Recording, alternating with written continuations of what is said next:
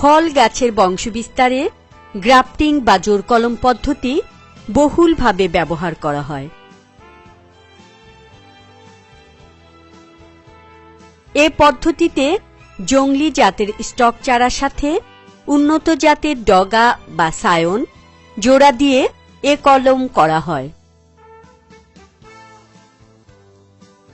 এক্ষেত্রে স্টক চারা এবং সায়ন উভয়ই সুস্থ ও সবল হওয়া দরকার।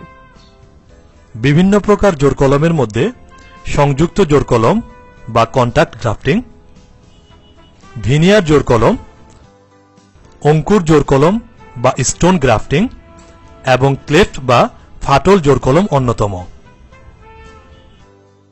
ইদানিং আমাদের দেশে বিভিন্ন ফল গাছের বংশবিস্তারে ক্লেফট গ্রাফটিং বা ফাটল জোড় কলম ব্যাপকভাবে ব্যবহার করা হচ্ছে।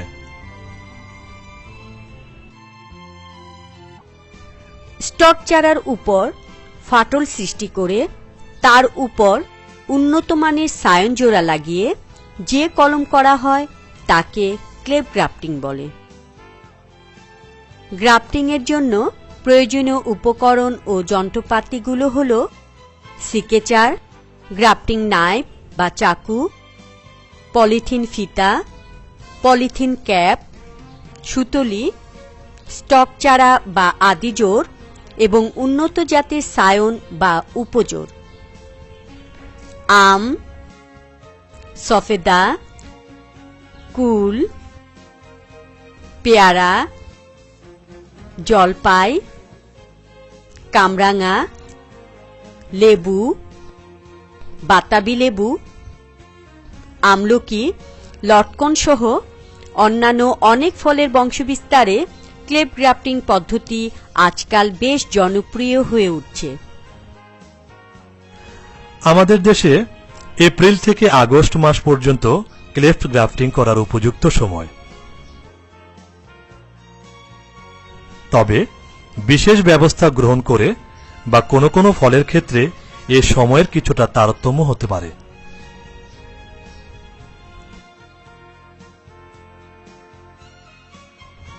আমের বংশবিস্তারে অধিকাংশ নার্সারিতে বর্তমানে ক্লেফট গ্রাফটিং পদ্ধতি অনুসরণ করা হচ্ছে।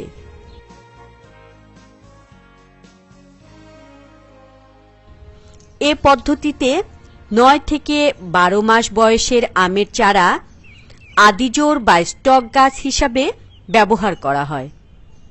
তবে 2 থেকে 2.5 মাস বয়সের চারাতেও ক্লেফট গ্রাফটিং করা যায়। নির্বাচিত সায়নের রং সবুজ থেকে গাঢ় সবুজ হবে, যার ডগায় একটি সুপ্ত কুঁড়ি থাকতে হবে।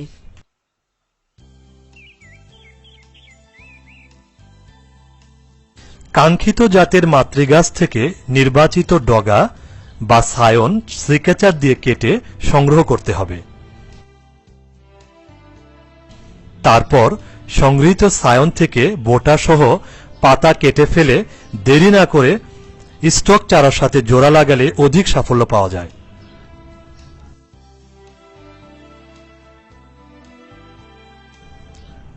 সায়ন দীর্ঘ সময় সংরক্ষণ করার প্রয়োজন হলে সায়ন থেকে পাতা কাটার পরপরই আটি বেঁধে ভেজা কাপড় পেঁচিয়ে পলিথিন মোড়কে ঠান্ডা স্থানে রেখে দিতে হবে। এভাবে সায়ন 4 থেকে 5 দিন পর্যন্ত সংরক্ষণ করা যায়। অধিক সাফল্য পেতে হলে আমের সায়ন মাতৃ গাছে থাকা অবস্থায় পাতা ছেঁটে ফেলা হয়। একে ডিফোলিয়েশন বলে। 8 থেকে 10 দিন আগে ডিফোলিয়েশন করা সায়ন দ্বারা কলম করা হলে সফলতার হার বেড়ে যায়। আমের স্টক চারার গোড়ার সাধারণত 8 থেকে 10 ইঞ্চি উপর ক্লেফট গ্রাফটিং করা হয়। সিকেচার দিয়ে স্টক চারার নির্দিষ্ট স্থানের উপরের ডগাটি কেটে ফেলতে হবে। স্টক চারার যে স্থানে কলম বাঁধা হবে তার নিচে এক সারি পাতা থাকা দরকার। এবার চাকুর সাহায্যে স্টকের ওপরের মাঝ বরাবর 1 থেকে 1.5 ইঞ্চি পরিমাণ লম্বালম্বিভাবে নিচের দিকে ফাটল সৃষ্টি করতে হবে। নির্বাচিত সায়নটির গোড়ার দিকে দুই পার্শ্বের 1 থেকে 1.5 ইঞ্চি পরিমাণ তেরছাভাবে কেটে শাবল আকৃতি বা গোজের মতো তৈরি করতে হবে।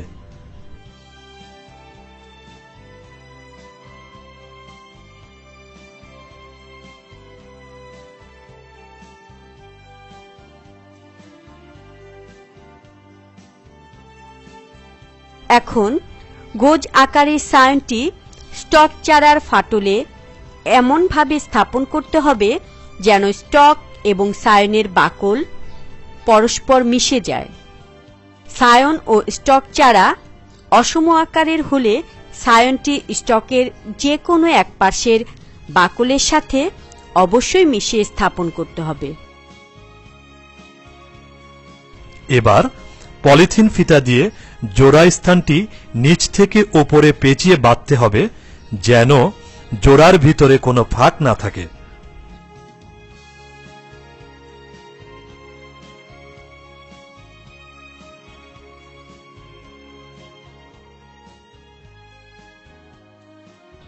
এখন পলিথিনের ক্যাপ দিয়ে সায়নের মাথা থেকে জোড়ার নিচ পর্যন্ত ঢেকে সুতলির সাহায্যে হালকাভাবে বেঁধে দিতে হবে।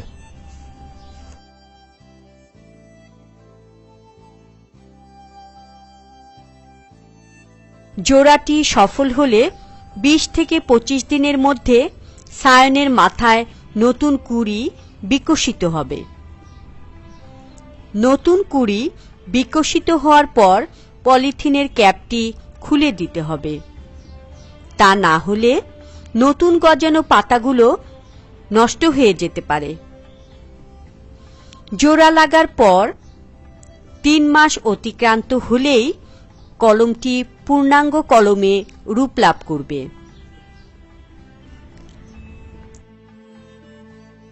স্টক চারা হতে গজানো কুশিগুলো ভেঙে দিতে হবে,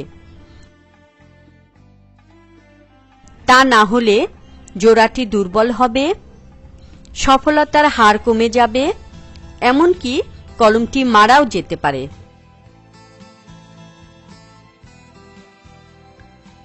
প্রয়োজন মতো সেচ নিষ্কাশন, আগাছা দমন ও বালাই ব্যবস্থাপনা করতে হবে। চারায় উপরিসার প্রয়োগ বা ফলিয়ার স্প্রে করা যেতে পারে। মনে রাখতে হবে, মানসম্পন্ন চারা কলমই অধিক ফলনের নিশ্চয়তা দিতে পারে।